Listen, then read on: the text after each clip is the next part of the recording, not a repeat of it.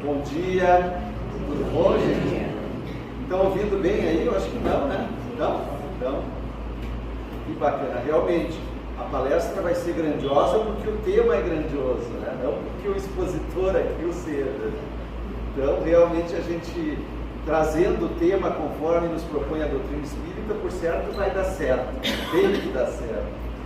Então, é uma alegria enorme estar aqui nesse domingo maravilhoso de Curitiba, com esse sol brilhando lá fora, com a presença de vocês aí vibrando, para que a gente consiga atender, né, aquele propósito que se dispôs de falar sobre a prece, sobre a oração, ou sobre a reza, né? A gente tem várias denominações, embora a reza seja mais um ato repetitivo, mas também não deixa de ser uma oração, não deixa de ser uma prece. E a gente sempre, na Casa Espírita, agora o Renato nos conduziu a uma prece tão bonita, a prece do Pai Nosso, e sempre a gente utiliza, né, na Casa Espírita, nas igrejas, nos templos evangélicos, quando a gente começa os nossos trabalhos, geralmente de estudo na Casa Espírita, qualquer atividade pública que a gente tenha, é por hábito a gente fazer a prece. Mas será que a prece tem verdadeiramente esse poder todo da gente transformar as coisas, de trazer a nós aquilo que nós desejamos? O que vocês acham? Será que é tão poderosa assim a prece? O título da nossa conversa aqui é o poder da prece. Será que ela tem poder? E até onde vai esse poder? O que vocês acham? Poderosíssima? Como que a gente se sente quando faz a prece? Muito? Que bom, né? Muito. O que ela faz em nós? Qual é o poder dela em nós? Olha que delícia. Acreditar. Acreditar reforça a nossa fé, né? Reforça a nossa fé. O que mais que a prece faz para a gente? Esperança. Dá esperança. Olha que delícia, gente. Que maravilha. Todos nós temos por hábito a prática da prece. Temos, né? Cada um da sua maneira, porque realmente a prece, segundo nos ensinou Jesus, essa prece maravilhosa do Pai Nosso, né? Ele ensinou que a prece é um contato direto com o Criador, né? E a gente faz da maneira que a gente se sente melhor. Esse é realmente o grande benefício da prece, é que a gente pode conversar com Deus, como conversamos com o nosso Pai, né?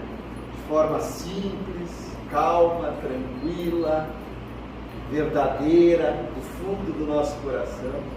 Então, olhem como a oração, como a prece é importante nas nossas vidas. Que bacana, gente, que alegria. E eu espero que vocês me ajudem aqui também, participem realmente. Mas, para a gente começar a falar um pouquinho da prece, nós temos que falar lá do nosso Evangelho segundo o Espiritismo, no capítulo 27. Lá, Kardec começa a introduzir a questão da oração. Na verdade, ele fala em oração e prece quase no Evangelho inteiro. Mas a partir desse capítulo 27, ele começa verdadeiramente a trazer os conceitos sobre a prece.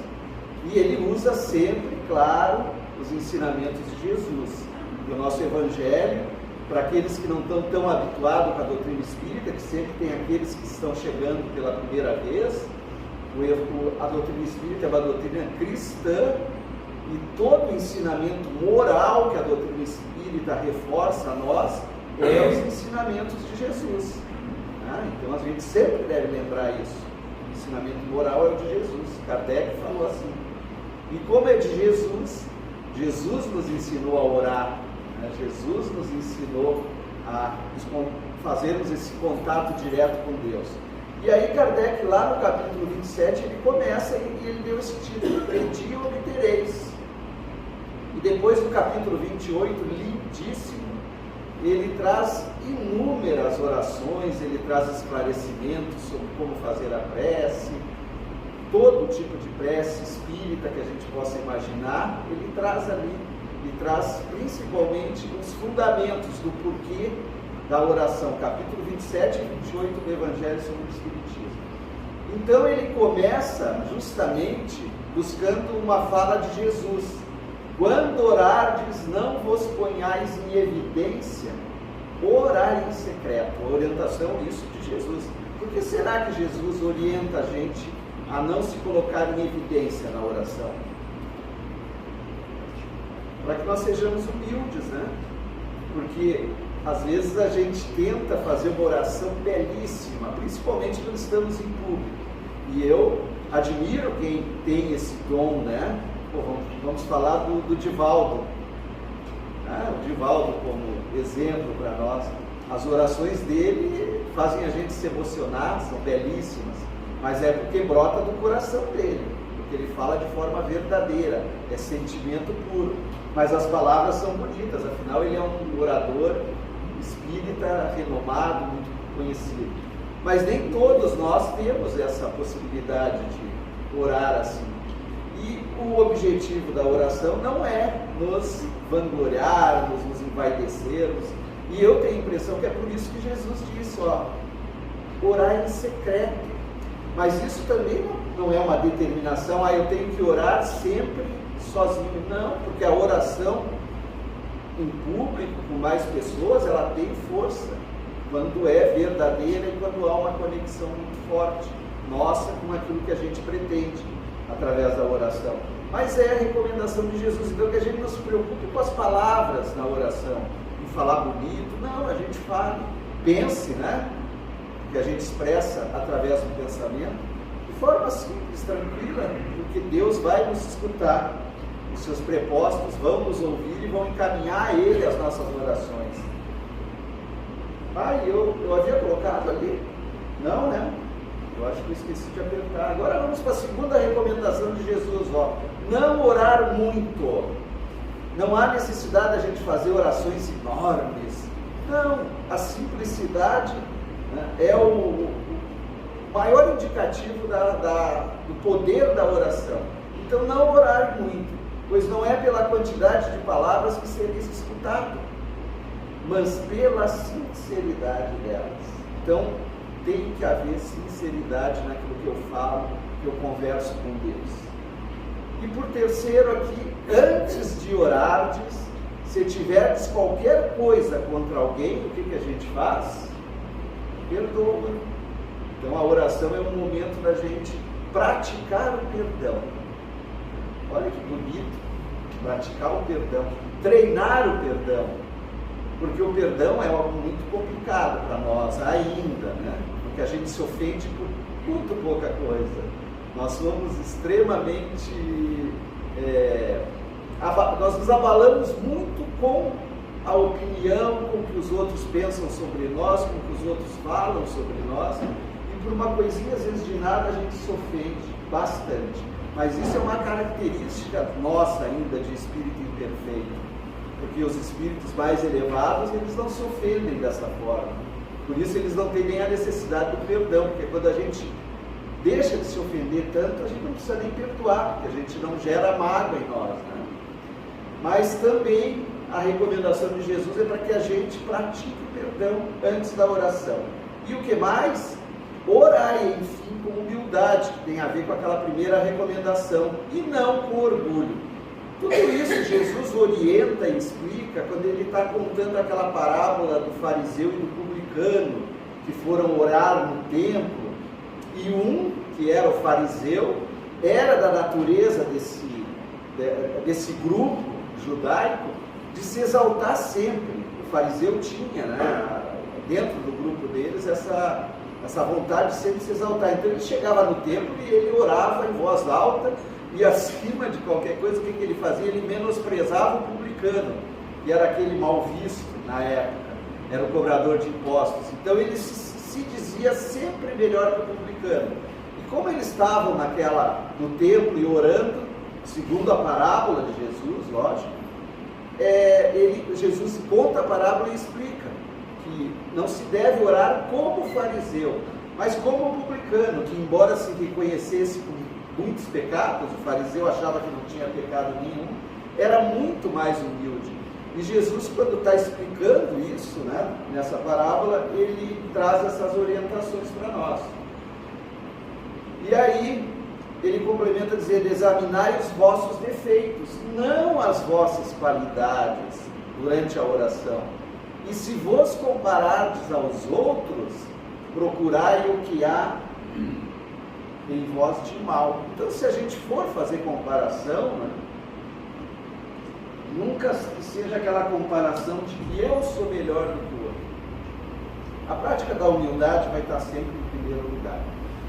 Mas a gente perguntou aqui, né, qual é o poder? Não, tem poder a prece? Então vamos falar um pouquinho sobre se a prece é eficaz verdadeiramente. Por que ela é eficaz? E aí a gente pega também essa fala de Jesus que está lá em Mateus 11:24, onde Jesus falou assim, ó: seja o que for que peçais na prece, crede que o obtereis, e concedido vos será o que pedirdes. Orientação de Jesus, né? Jesus disse que tudo que nós pedirmos na prece, nós receberemos. Vocês estão de acordo com Jesus aqui? A gente recebe tudo que pede? Não? Poxa vida, olha só! Nós somos fortes para dizer que não concordamos com Jesus. Mas será que Jesus não está certo? Se merece, recebe. Hã? Se merece. Se merece, recebe. Legal. Tem a questão do merecimento também, né? Como eu tenho agido na minha vida, eu sempre tive uma dúvida sobre essa questão do merecimento. Sempre eu me perguntei sobre o merecimento, que a gente ouve falar muito, né? Que nós precisamos de merecimento para ser atendidos. Mas nós todos somos filhos de Deus, todos, né? Do mesmo Pai. Será que Ele trata a gente assim? Ah, esse merece isso, esse não merece? Não. Mas eu concordo com a senhora, não estou dizendo que não é verdadeiro o que a senhora disse. Realmente a gente precisa merecer, porque a gente precisa fazer a nossa parte. O merecimento é nesse sentido, sempre. Mas não é porque Deus trate alguém diferente um do outro, não. Ele trata aquele que age bem da mesma forma que Ele trata aquele que age mal. Só que Ele, lógico, Ele não pode infringir as suas leis, que são leis imutáveis, criadas por Ele, e portanto existe uma lei que é uma lei de causas e efeitos. Então tudo que a gente gera em função das nossas atitudes gera consequência, ou melhor, tudo que a gente faz gera consequência. Por isso que quando a gente comete algum erro, nós precisamos reparar o erro, né?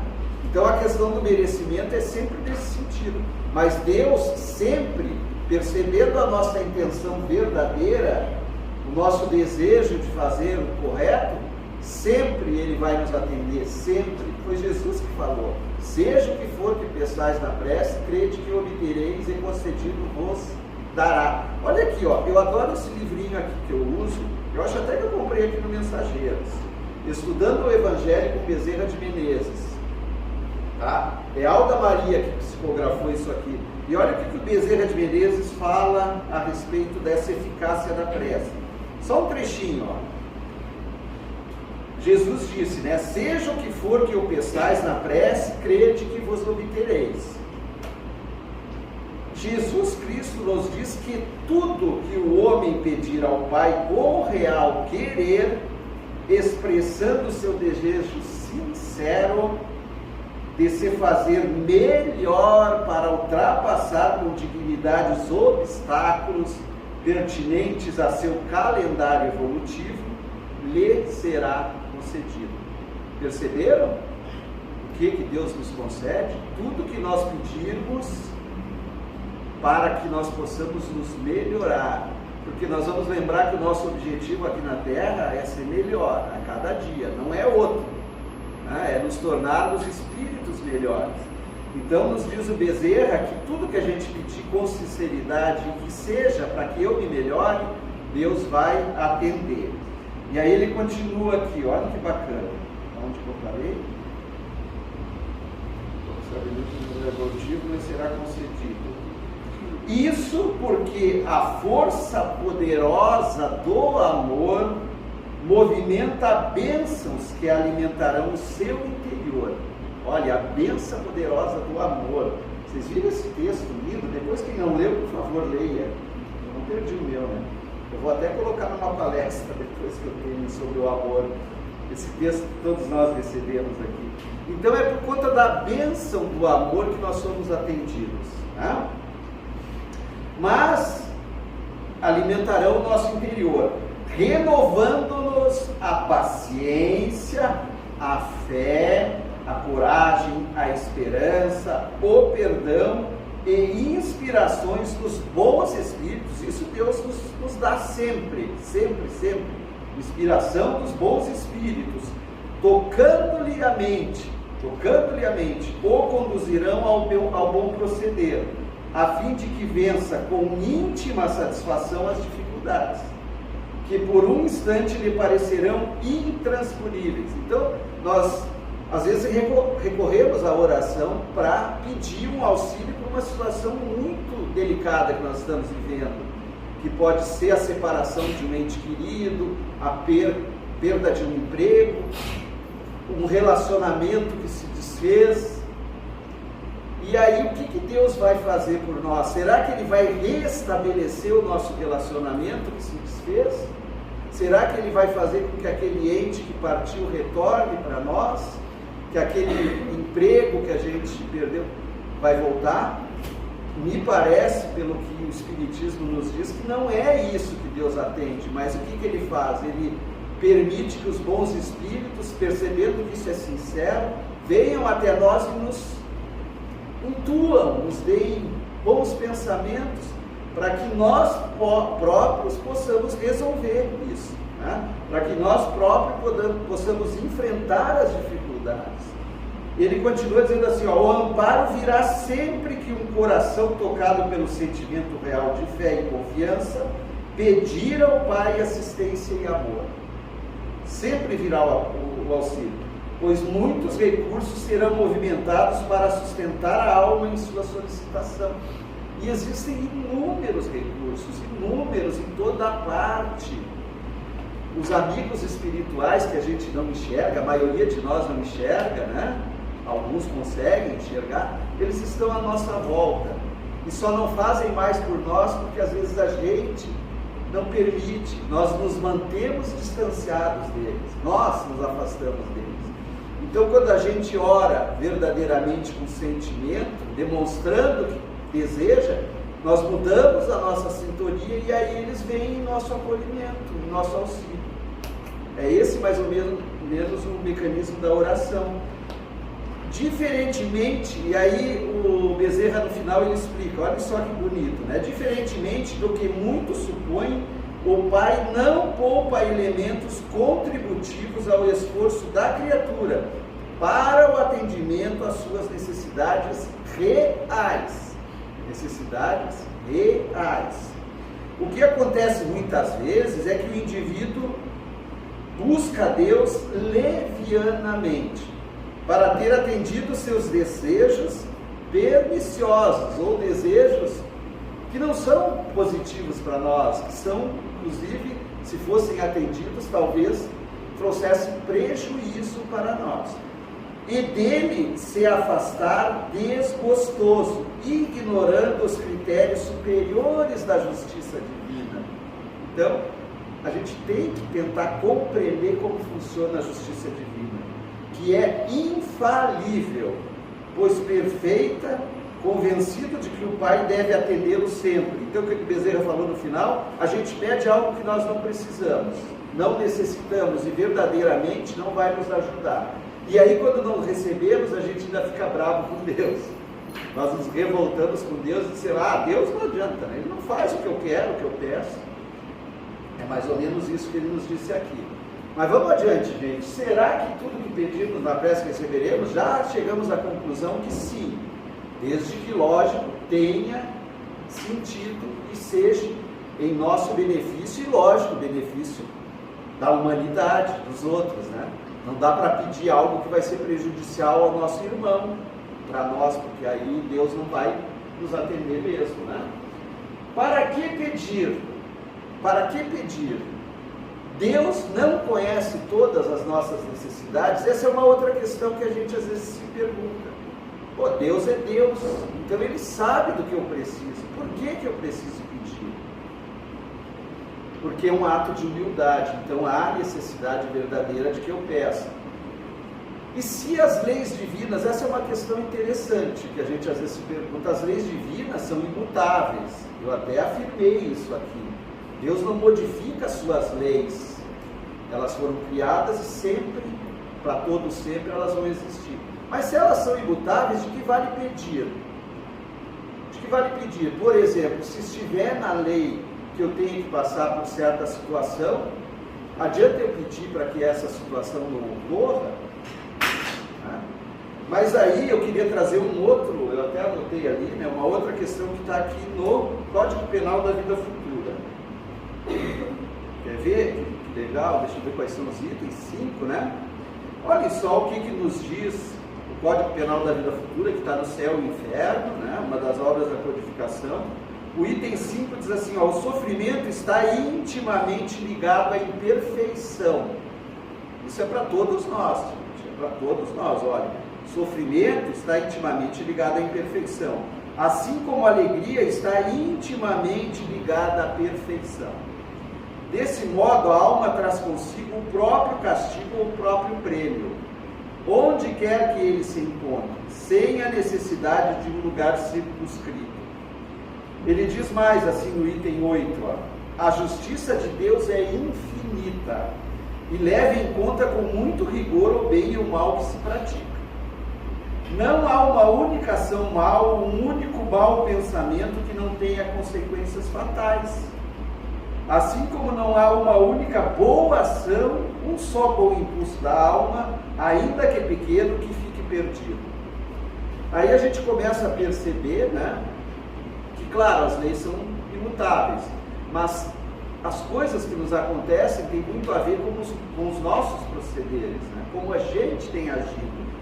E ele fala no finalzinho assim, ó, no item 29, a misericórdia de Deus é infinita, misericórdia é infinita, a bondade de Deus é infinita, embora a justiça também faça parte.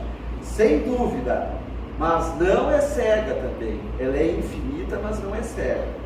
O culpado que essa misericórdia perdoou não fica dispensável de reparar o que ele fez de errado. Então é importante a gente pedir perdão quando a gente se equivoca e comete erros, sempre, mas a gente deve buscar a reparação disso. São os três princípios que estão no Código Penal da Vida Futura, para que a gente realmente consiga se libertar da culpa e até do erro cometido, que é primeiro o arrependimento, né? Segundo a reparação e, em alguns casos, precisa da expiação, né? Principalmente quando a gente teima com a lei divina, que a expiação aí é realmente ter que sofrer, né? Tem que passar por uma certa pena, mas não é sempre que a gente precisa da expiação. Deixa eu ver o que nós temos aqui. Aqui nós temos a Joana de Ângeles, ó. A Joana de Ângeles, lá no Vidas Vazias, no capítulo 12, na página 93, ela fala muito sobre a oração, e ela diz que a oração é um sublime instrumento de que a criatura humana deve utilizar-se para a nutrição da alma. Olha que bonito. Quando a gente vê o que deixa eu pôr o outro parágrafo aqui, né? Sempre, em qualquer circunstância, a oração é tônico vigoroso, que estabelece o equilíbrio e mantém a paz, o que a senhora falou, né? A oração nos traz paz. Mas olha, ela é tônico. O que mais que ela falou antes? Nutrição da alma. Imaginem que bacana a gente compreender a oração como nutrição da alma. Quantas vezes a gente se alimenta por dia para nutrir o corpo?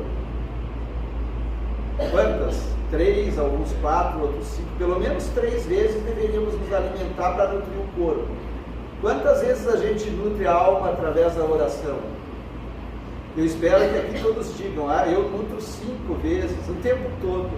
Porque a gente não precisa sair da nossa vida natural e normal, do nosso ambiente, para elevar o pensamento a Deus e os bons espíritos. A gente pode fazer isso a todo tempo, a todo instante, sempre.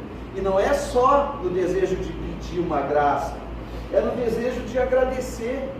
Olhem só quantas oportunidades por dia a gente tem para agradecer a Deus.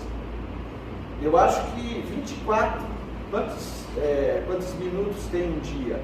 24 vezes 60 seria talvez o número para agradecer a Deus, porque a cada minuto a gente precisa agradecer a Deus por tudo que a gente tem, né? E pela oração a gente agradece a Deus através do pensamento.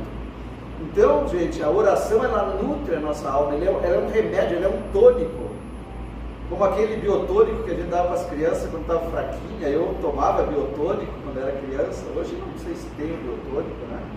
Quando estava magrinho ali, dava biotônico, precisa comer. Então nós temos sempre a preocupação de alimentar o nosso corpo físico.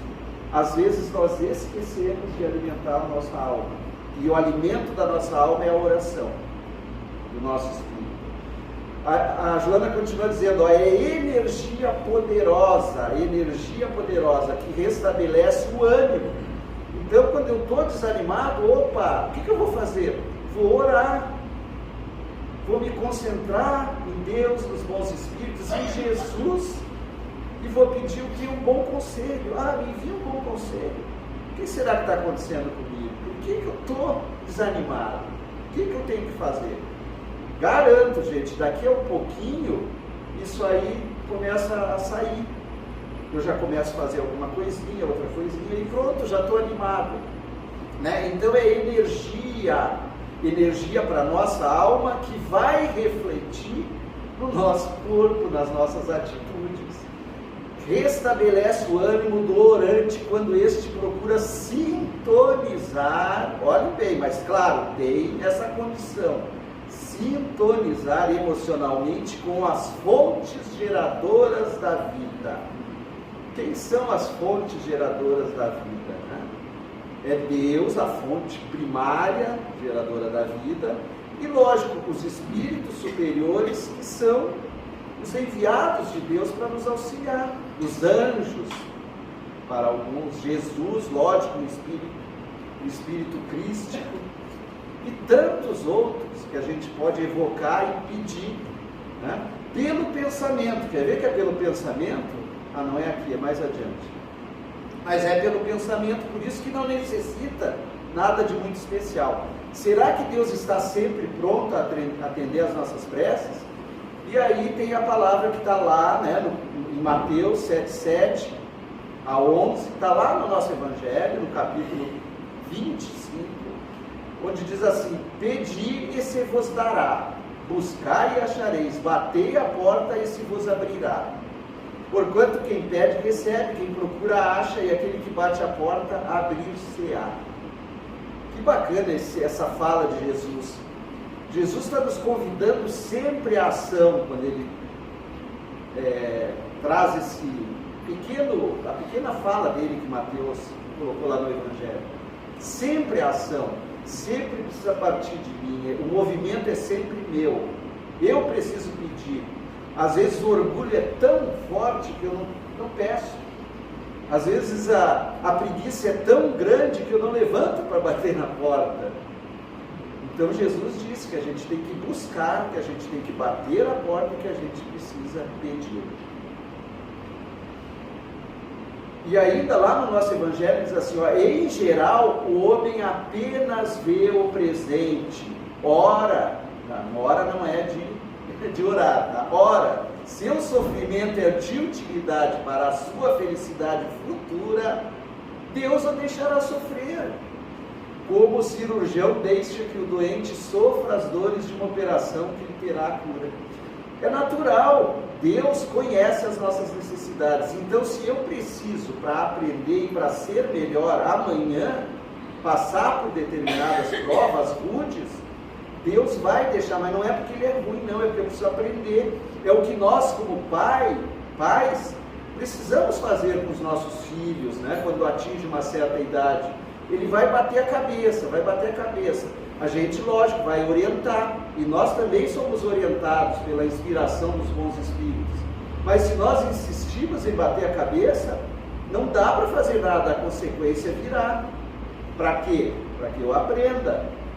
É o mesmo procedimento. Aliás, o procedimento que a gente deveria adotar com os nossos filhos deveria ser o mesmo procedimento que Deus adota com todos os seus filhos, porque os nossos filhos são apenas empréstimos, né, como sabemos. O que Deus lhe concederá sempre, se Ele pedir com confiança, é coragem, paciência e resignação. Isso nós vamos receber sempre. E aqui lá no nosso Evangelho, no item 9 do capítulo 27, diz que a prece é uma transmissão do pensamento. É sempre pensamento por pensamento. A prece é uma invocação, mediante a qual o homem entra pelo pensamento em comunicação com o ser a quem se dirige. Então a gente faz a prece só pelo pensamento. Como nós conseguimos pensar o tempo inteiro? Alguém consegue parar de pensar aqui? Não, né? Então a gente pode estar sempre orando, basta que a gente queira, né? Pode ter por objeto um pedido, pode ter por objeto um agradecimento e uma glorificação. Podemos orar por nós mesmos, por outrem, pelos vivos e pelos mortos. Olha que bonito. E os mortos necessitam tanto, né, da nossa prece, tanto da nossa oração. A gente percebe nas obras espíritas de André Luiz, aquela quantidade enorme de livros, que ele sempre fala o quanto é importante a prece, a oração para aqueles que foram para o mundo espiritual, que muitos às vezes chegam em perturbação, não compreendem muito bem o que está acontecendo, dependendo do que fizeram quando encarnados, né? E aí o que a gente faz aqui? A gente ora pelos desencarnados, principalmente por aqueles que estão nas prisões. Quanto eles precisam das orações, né? Aqueles que estão nas prisões, os que estão em hospitais. Não é só por nós e pelos entes queridos. Isso é muito, muito importante. Pela prece obtém o homem o concurso dos bons espíritos que acorrem em sustentá-lo em suas boas resoluções e inspira-lhe ideias sãs. Olha que bacana, que bonito. Se eu já estou com vontade de fazer o que é correto, certo? Aí é só um passinho para que esses bons espíritos venham até nós e inspirem, ou através do sono, ou mesmo durante o dia, quando brota uma ideia na nossa cabeça: nossa, que legal, hoje eu vou no centro espírita, né? Talvez alguém tenha nos inspirado, mas às vezes a gente resiste e diz: eu não vou não, hoje está chovendo, não vai ser legal, não. E aí às vezes a gente perde uma bela oportunidade. Eu dei o centro espírita só como exemplo, né? Pode ser muito bem na igreja, pode ser em qualquer local que a gente se sinta bem, pode até ser ir lá no Guaíra assistir uma peça maravilhosa, enfim, inúmeras oportunidades que a gente vai receber sempre a inspiração para isso. Ele adquire desse modo a força moral necessária a vencer as dificuldades e a volver ao caminho reto caso tenha se afastado. Então, se eu me desviei e estou tendo consequências na minha vida, essa inspiração que eu recebo, essa orientação, vai me auxiliar, me fortalecer para que eu retorne a esse caminho melhor e aí a minha vida se modifica, né?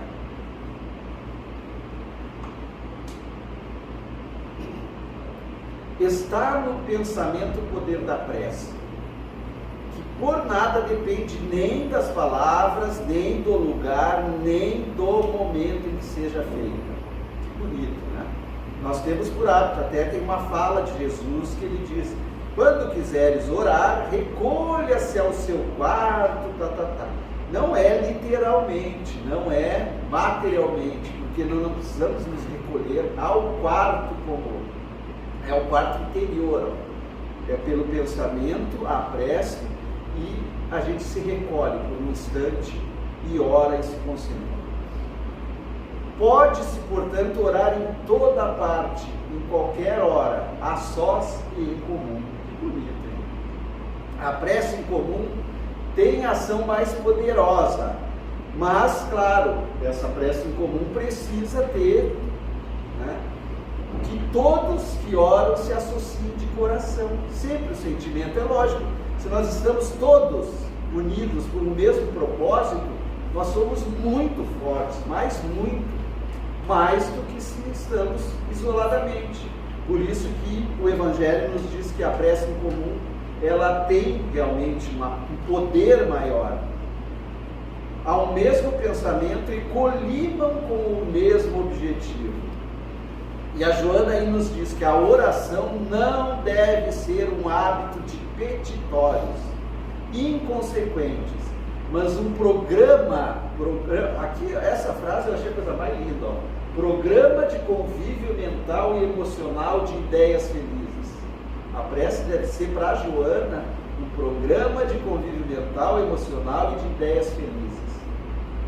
Eu devo praticar esse programa sempre, a todo instante. Para Paulo aqui, né? A condição essencial da prece é que ela seja inteligível. Portanto, eu preciso, pelo pensamento, orar de forma organizada. Não para que os bons espíritos compreendam, mas para que eu próprio compreenda o que eu quero, o que eu estou necessitando, o que eu estou falando, né? Em pensamento, através da prece. A qualidade principal da prece, também segundo Paulo, é ser clara, simples e concisa. Clareza, simples e concisão. Sem fraseologia inútil, nem luxo de epítetos, que são meros adornos de lantejoulas. Então isso aí ele disse lá numa mensagem que está lá no nosso Evangelho, no capítulo 28. É 28 aqui, né? Item 1. Isso aqui é alguns itenzinhos interessantes que estão lá no nosso Livro dos Espíritos sobre a prece, lá no capítulo que fala sobre a adoração nas leis morais. Eu acho que não tem nenhuma dúvida para nós que a prece nos torna melhores, né? Está lá na questão 660 do Livro dos Espíritos. Lá também, na questão 658, nos diz que o essencial é orar com sinceridade. Na questão 661, nos diz que a prece não redime as faltas cometidas. Aquele que pede a Deus perdão pelos seus erros, só o obtém mudando a conduta, na prática do bem. Olha que interessante, né? Então é importante a gente demonstrar que nos arrependemos, que erramos, porque o erro é uma coisa supernatural na nossa condição, faz parte. E não deveria, né, fazer com que nós nos tornássemos culpados daquela culpa que a gente carrega porque cometeu um erro. Não, o erro faz parte, mas perceber que errou também é obrigação, se arrepender, né, e acima de tudo reparar aquilo que fez e fazer um esforço muito grande para não cometer o mesmo erro, porque cometer o mesmo erro aí é um deslize grande, mas a gente precisa mudar a conduta, como diz lá a questão 661, não basta apenas pedir perdão. Através da prece pode-se ainda fazer o bem aos semelhantes. Nossa, e que bem, né? Para todos.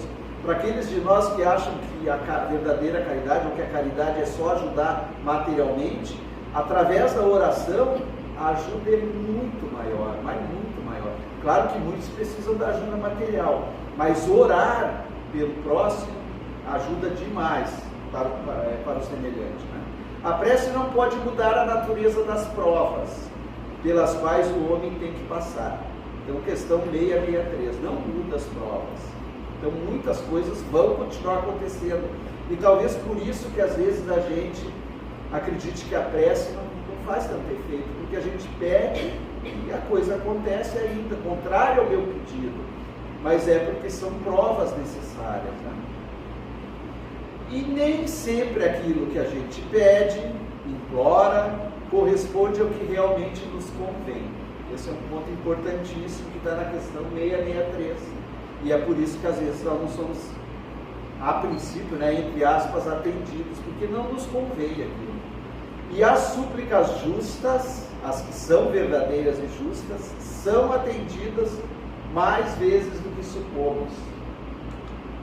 Mas será que a gente percebe que fomos atendidos? Vocês estão muito quietinhos, gente, eu acho. Vocês estão bravos comigo, eu estou assustado. Né? Elas são sempre atendidas. Ou melhor, são atendidas mais vezes do que nós percebemos. Por que será que às vezes a gente nem nota que foi atendido? Porque muitas das vezes não é atendido do jeito que a gente pede, né? A gente pede de um jeito e o atendimento é diferente, e aí a gente não percebe. E quem faz o evangelho no lar aqui? Todos os dias. Todos os dias? Todos os dias. Maravilha, hein? Olha só que coisa boa. O evangelho no lar é uma maravilha, né? Vamos ver um pouquinho por que nós devemos fazer o evangelho no lar. Algumas dicas minhas, assim, importantes, né? Por que é importante fazer o evangelho no lar? Porque ele abre as portas da nossa casa aos benefícios espirituais. Ele muda a vibração do nosso lar, do lugar que a gente mora. É extremamente importante o evangelho no lar. O que mais? Ele atrai os bons e afasta ou esclarece os maus espíritos. Nós já temos aqui, entre a maioria de nós, que somos espíritas já há algum tempo, a certeza de que os espíritos existem, né? Os espíritos estão em toda parte. Por exemplo, aqui hoje deve ter talvez o dobro ou o triplo de pessoas, de humanos aqui assistindo a palestra, porque muitos desencarnados estão presentes. Então os espíritos estão em toda parte, fazem parte da nossa vida. O intercâmbio entre esses dois planos também é constante, para alguns mais, né, do que para outros, mas é constante.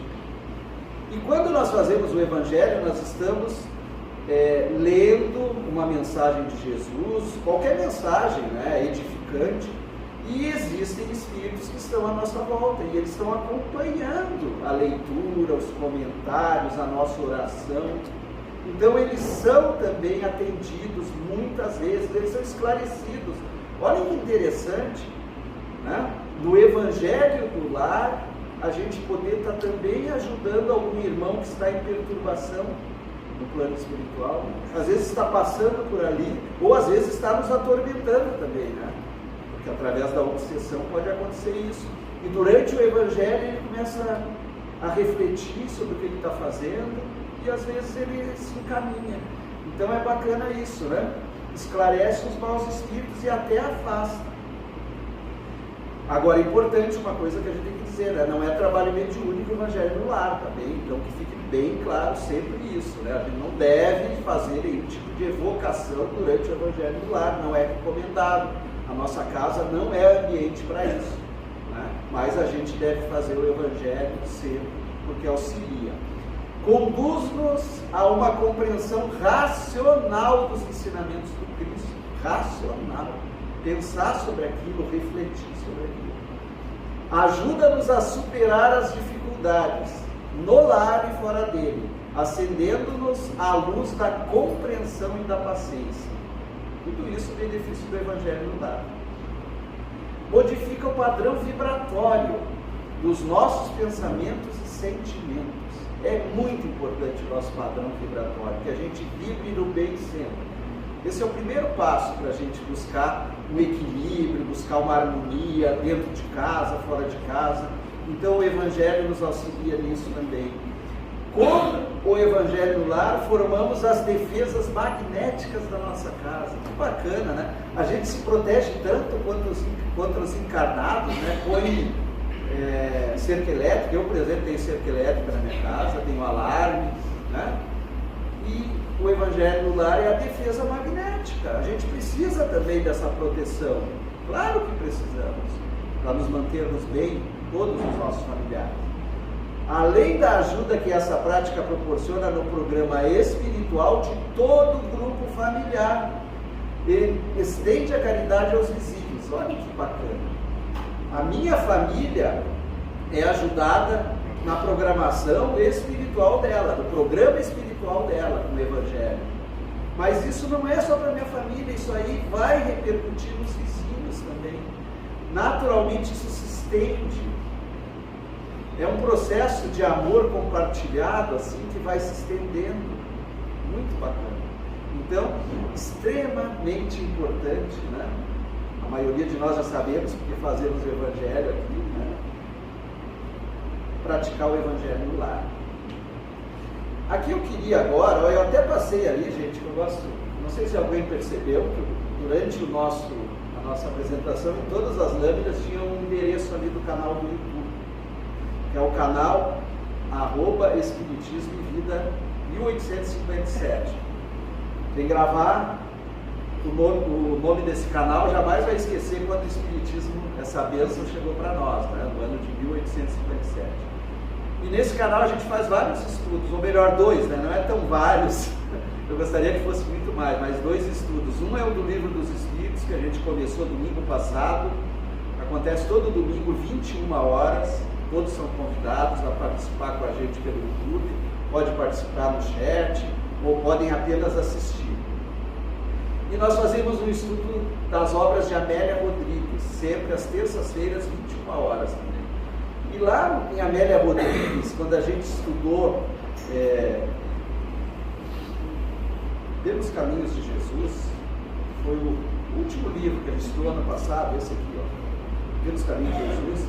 No capítulo 16 tem o item A Arte de Orar, que a Amélia Rodrigues conta como que Jesus explicou para os apóstolos sobre o Pai Nosso. Olha que bonito, vocês querem saber? Querem ver a explicação de Jesus? Então leiam depois aqui.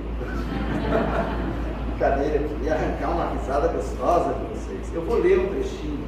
O que Jesus falou da oração? Mas está no livro, comprem o livro e leiam, que vale a pena. Se não quiserem comprar, talvez tenha, né? Mas o ideal é comprar, né? Porque a gente precisa pagar os direitos autorais lá para a Mansão do Caminho, né?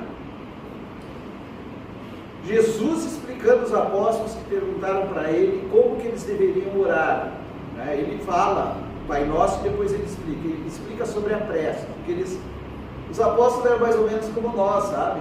Não eram diferentes da gente. Pedro, João, Tiago, todos eles tinham as mesmas dificuldades que a gente tinha de compreensão dos ensinamentos do Cristo.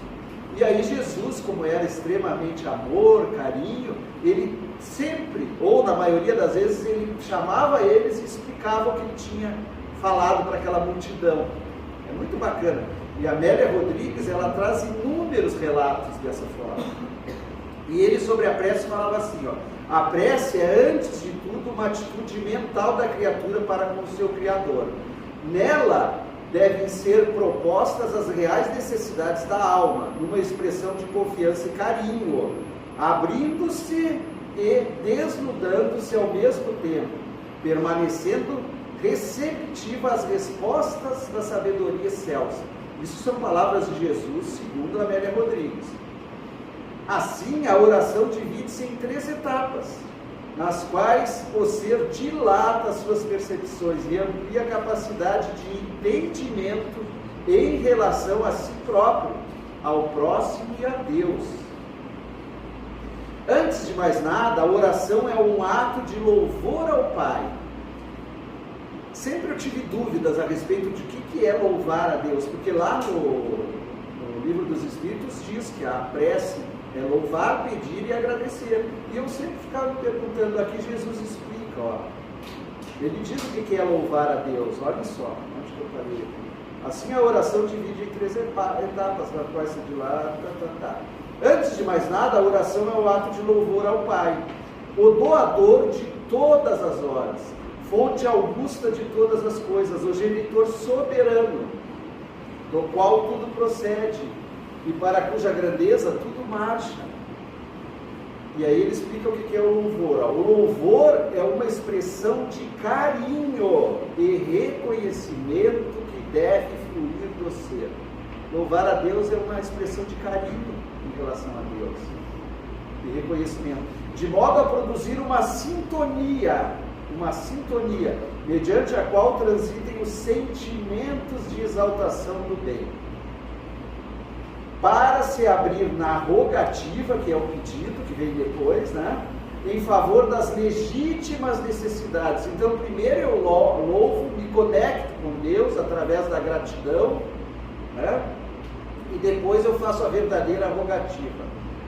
Legítimas necessidades, aquelas que se fazem indispensáveis para uma existência feliz e correta no mundo, cuja transitoriedade constitui por si mesma uma advertência e um convite à humildade, à transitoriedade da vida presente. Não sendo o corpo mais de que uma veste, facilmente o uso lhe gasta a estrutura.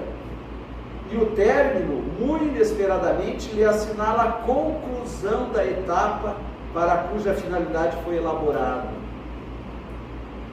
Saber pedir é uma arte, de modo que a solicitação não constitua uma imposição apaixonada, ou um capricho que não merece consideração. Por fim, a prece deve revestir-se da emoção de confiança e reconhecimento, numa postura através da qual, encaminhada a petição, o seu definimento dependerá dos valores que não podem ser conhecidos do requerente. Olha, depois que a gente encaminha o pedido, a execução do pedido não está na nossa mão mais, não é poder nosso. Né? Que bacana. O seu definimento dependerá dos valores que não podem ser conhecidos do requerente, e cuja resposta, qualquer que seja, será aceita com alegria. Então eu pedi. O que eu recebi eu tenho que agradecer e ficar contente. Não adestrado para saber o que lhe é melhor para o crescimento espiritual, porque o nosso crescimento é sempre espiritual, a felicidade real, o homem solicita a que lhe parece mais importante. No entanto, só o pai sabe o que é de mais valioso para o filho em aquisição de experiências. Só o pai sabe. Em face dessa realidade, nem sempre ele concede o que lhe pede, conforme se quer. Todavia, aquilo que pode contribuir para o bem legítimo do ser. Então é isso que Deus sempre concede. E aí Jesus encerra falando assim, ó, a oração deve revestir-se, portanto, dos 3 atos consecutivos: louvar, pedir e confiar agradecendo. Olha, ele falou diferente, né? Ele não disse que é louvar, pedir e agradecer, ele disse que é confiar agradecendo, confiar. Não será pelo muito falar, pelo rol da requisição ou pelas palavras que vistam as ideias que a oração adquire valor, antes pela inteireza do conteúdo e pelo sentimento que se reveste, é que mais facilmente alcança os divinos ouvidos, ao mesmo tempo conduzindo de retorno à resposta celeste.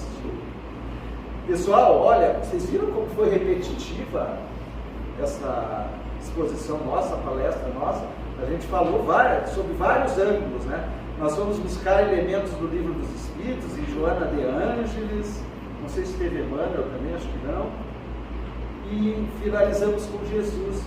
Mas é porque sobre a oração é muito importante que a gente consiga registrar profundamente a importância e como que a gente deve orar realmente, né? Com sentimento verdadeiro, com amor sempre ao Pai, com aceitação, se nem tudo que a gente pede da forma que a gente pede acontece, porque Ele é sabedor, Ele sabe sempre o que é melhor para nós, né? E é por isso que a gente precisa, talvez, aprender a orar mesmo, né? Para que ela tenha esse poder e essa eficácia que a gente tanto deseja. E aí nós chegamos ao final. Né? Ao final. Se vocês tiverem pergunta, nós podemos ficar até uma hoje, né? É claro que não, é claro que não. Mas eu desejo a todos que nós fiquemos em paz, muita luz, que a gente tenha um domingo maravilhoso, que a gente volte para casa, né, carregados desses fluidos que essa casa nos concede, que os benfeitores espirituais sempre nos envolvem aqui desde que a gente entra. E fica ali a última frase de Jesus, está lá no Evangelho: o objetivo da prece consiste em elevar nossa alma a Deus. Vamos procurar sempre lembrar isso. Obrigado a todos. Como foi pedido no início, vibrem por mim, que eu vou vibrar por vocês, tá bom? E que a gente possa se encontrar muito em breve e que consigamos, né, trilhar aí o nosso caminho a cada dia. Obrigado, pessoal.